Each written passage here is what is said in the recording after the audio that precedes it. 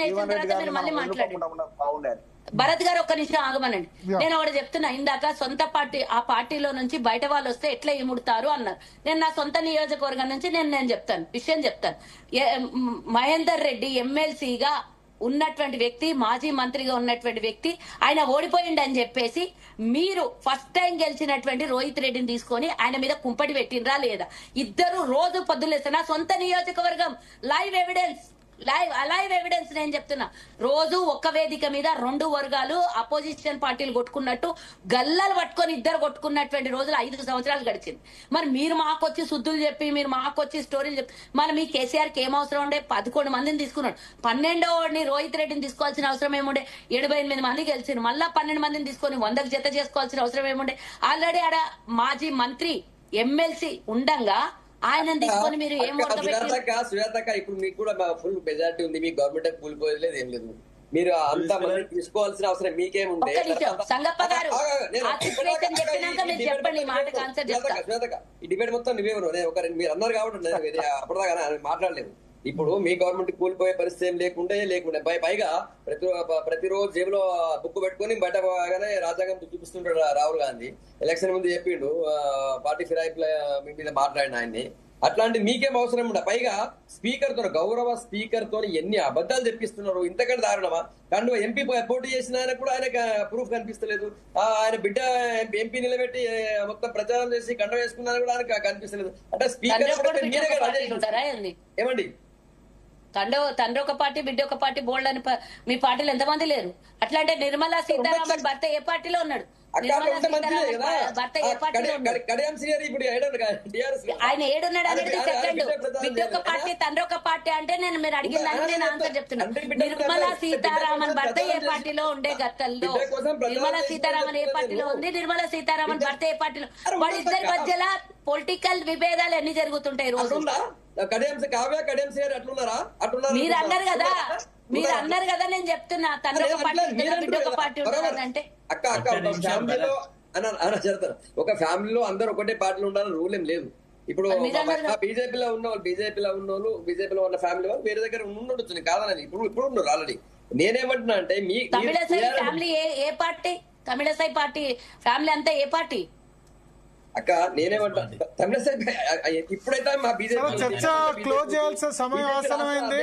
ఒకటి Bharat last final comment ఒకటి చెప్తుంది, ఎందుకంటే మొత్తం సుజాత కదా నడిచింది డిబేట్ అంతా. వ్యక్తులు ఒక వ్యక్తి వచ్చినంత మాత్రం ఎక్కడ కూడా అంత రాజకీయ వాతావరణం ఏదో వాళ్ళకి వచ్చి పడదు. ఒకవేళ ఆయన రావడంతోనే ఏదో టీఆర్ఎస్ ఏదో వచ్చి వరిగిపోయేది ఏం లేదు. ఒకటి ముందు నుంచి ఐడియాలజికల్ గా ఆయన పీడిఎస్ అనుకుంటా, శరతను కరెక్ట్ చేయాలి ఆయన పీడిఎస్ అనుకుంటా. కాబట్టి ఐడియాలజికల్ గా ఆయన బీజేపీకి లేడు కాబట్టి ఆయన ముందు నుంచి ఇక నెక్స్ట్ నాకు ఆప్షన్ ఇదే ఉంది అనుకుని పోయినాను ఇక్కడ నుంచి వెళ్ళిపోవాలని డిసైడ్ అయిన టైంలో. కానీ నేను ఒకటే అంట, ఇన్ని రోజులుగా ఉన్నటువంటి వ్యక్తిని పోగొట్టుకోవడం వల్ల పార్టీ వాళ్ళు సరే కొంతమంది అందులో ఉన్న కూడా బాధపడుతుండొచ్చు. ఇంతకుముందు మీరు చెప్పినట్టు జగ్గారెడ్డి కూడా సంతాప సందేశం అంటే సంతాప సందేశం పంపించారు, వాటి వాటెవర్ ఇట్ ఈస్. కానీ ఒకటేంటంటే ఇన్ని రోజులుగా ఉన్న వ్యక్తిని పోగొట్టుకోవడం అనేది తప్పేది. ఏ పార్టీ అయినా కూడా పోగొట్టుకోకూడదు అట్లాంటి ఆయన సర్వీస్ ని. ప్రయత్నం మేము చేస్తాం కదా అన్ని విధాల. ఏఐసిసి మాట్లాడారు, పార్టీ ప్రయత్నం అక్క. కానీ ఒకటి టీఆర్ఎస్ పోవడం వల్ల టీఆర్ఎస్ పెద్దగా పొడిచి ఒక్కసారి గాలి ఉబ్బెత్తున వచ్చి ఏదో అయ్యేది లేదు. తర్వాత ఆయనకు కూడా ఇంకేదో వరుకుతుందని కూడా అనుకుంటున్నాను. శరత్ గారు 30 సెకండ్స్ క్లోజ్ చేయాలి. ఇప్పుడు లైక్ ఒకటే 2 నిమిషాలు. కేసీఆర్ వ్యవహార శైలికి రేవంత్ రెడ్డి వ్యవహార శైలికి ఏ మాత్రం తేడా లేదు. ఇద్దరు ఒకటే రకంగా ప్రవర్తిస్తున్నారు. ఇప్పుడు చూడండి, రాజీవ్ శర్మకి అంత అవకాశాలు ఇచ్చినాడు. అదే ప్రదీప్ చంద్రకి 6 నెలలు పాపం చీఫ్ సెక్రటరీగా ఉండేది. ఒక ఎక్షన్ కోసం ట్రై చేయమంటే Pradeep Chandra was our revenue secretary. I used to confabulate with him every day. ఆయనకి అవకాశం కల్పించలేదు. రేవంత్ రెడ్డి ఏం చేశాడు? రామకృష్ణారావు కోసమని 3 సార్లు కేంద్ర హోంమంత్రిని కలిసినాడు, ప్రధానమంత్రి కలిసి ఆయనకి ఎక్స్టెన్షన్లు ఇప్పించుకుంటూ వచ్చినాడు. ఇగో ఈ రాజకీయాలు వీళ్ళిద్దరిలో ఏం తేడా లేదండి.